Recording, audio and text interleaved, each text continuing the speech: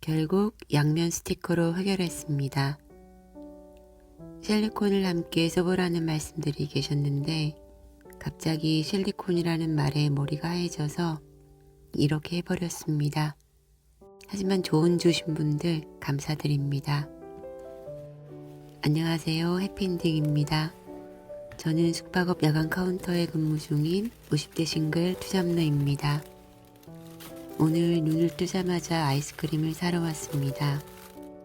떨어진 지 꽤 시간이 지났는데 바쁘다는 핑계로 계속 미뤘었거든요. 오늘은 도저히 참을 수가 없어서 이렇게 왔습니다. 나이 들어가면서 식성도 바뀐다고 하는데 아직도 과자와 아이스크림을 좋아하는 저에게는 해당 사항이 아닌가 봅니다.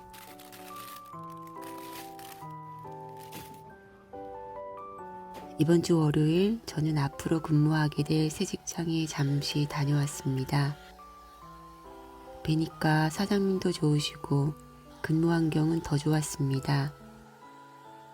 지금 제가 근무하는 곳은 유흥단지이기 때문에 아침까지 끊임없이 손님도 오고 또 콜도 오는데요. 거기 사장님 말씀으로는 12시 이후부터는 쥐 한 마리도 안 보일 정도로 조용하다 하십니다. 무엇보다 깜짝 놀란 건요. 입실하는 손님께 드리는 안내문이었습니다. 새벽 2시부터 6시까지 안내실 콜 금지 라고 정확하게 글자가 쓰여져 있더라고요. 만약 그 시간에 콜이 오거나 하면 코드를 뽑아도 된다고 말씀하셨습니다. 직원을 배려하는 사장님의 마음이 느껴지는 부분이었습니다. 발레 파킹, 차량 정리, 객실 TV나 에어컨 작동, 심지어는 일회용 수저, 생수까지 콜이 언제 오든 손님이 원하면 직접 객실까지 가져다 주는 게 지금 근무하는 여기 수칙인데요. 거기에는 직접 손님이 내려오셔야 한다고 합니다. 그리고 제가 정말 싫어하는 더블도 없다고 합니다.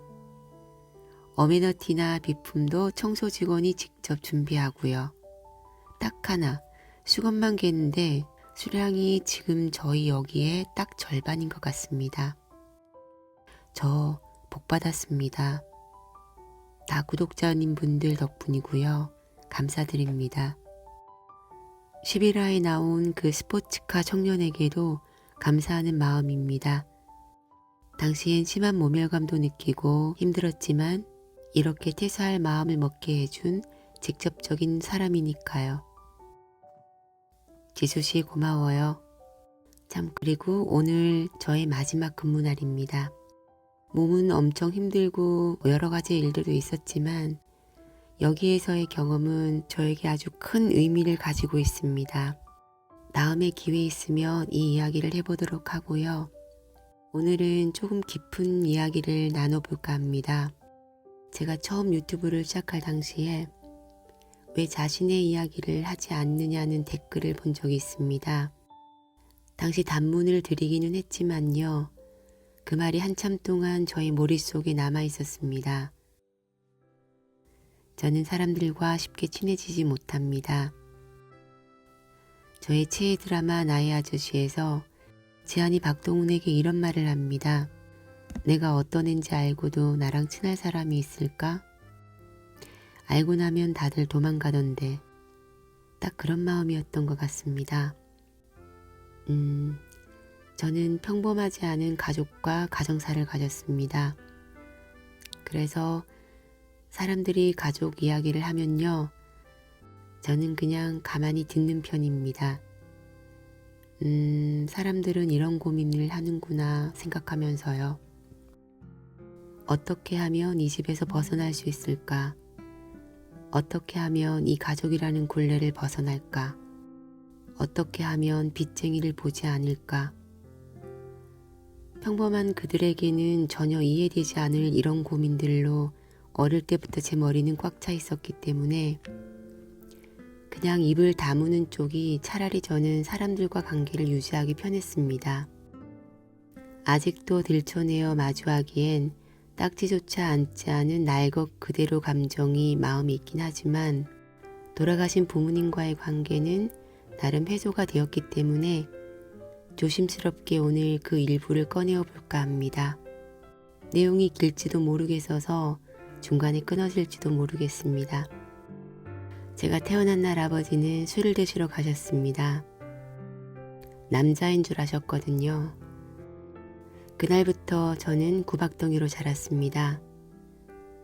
어렸을 때 집을 떠올리면 생각나는 게 아버지의 술, 폭언, 폭행, 그리고 그릇 깨지는 소리, 방 안에서 오빠랑 떨며 느꼈던 숨막힘입니다.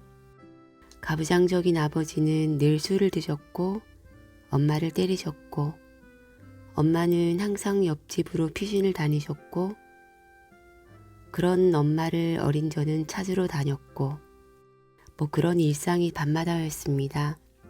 그렇게 밤은 아빠의 난동으로 시끄럽게 지나면 다음 날은 엄마의 구박이 시작되었습니다. 엄마는 아빠에게 받는 스트레스를 저에게 부셨습니다. 당시 지겹도록 들었던 게 저를 그때 데려오지 말았어야 했다는 말입니다.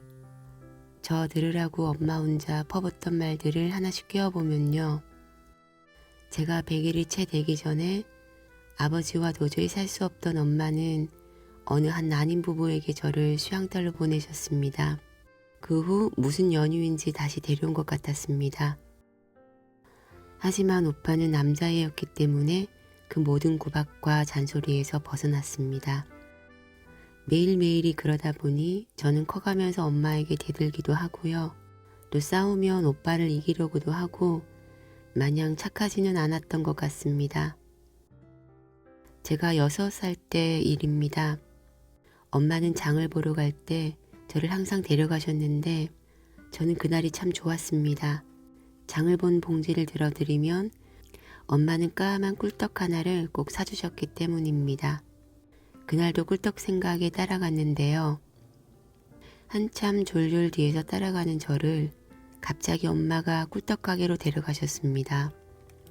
마저 장을 보고 올 테니까 꿀떡을 먼저 먹고 있으라더라고요.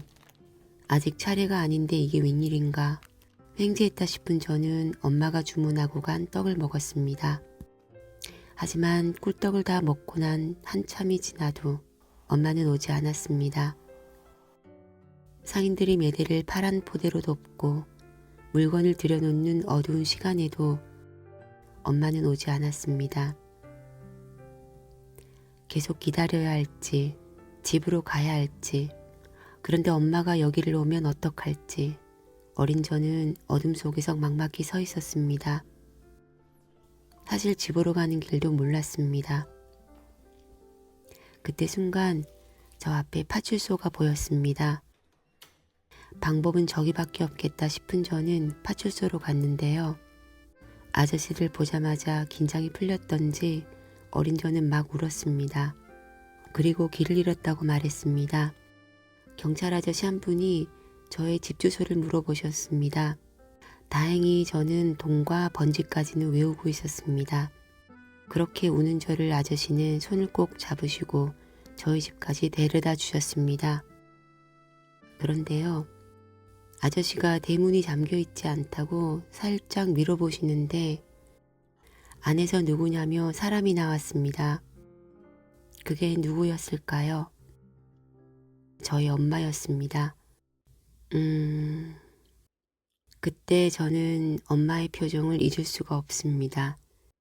엄마 뒤로 보이는 마루 한켠에서는 저녁상이 차려지고 있었습니다. 오늘 저의 이야기는 여기까지고요. 그 후의 이야기는 다음 시간에 이어서 하겠습니다. 다들 행복한 한 주 보내세요.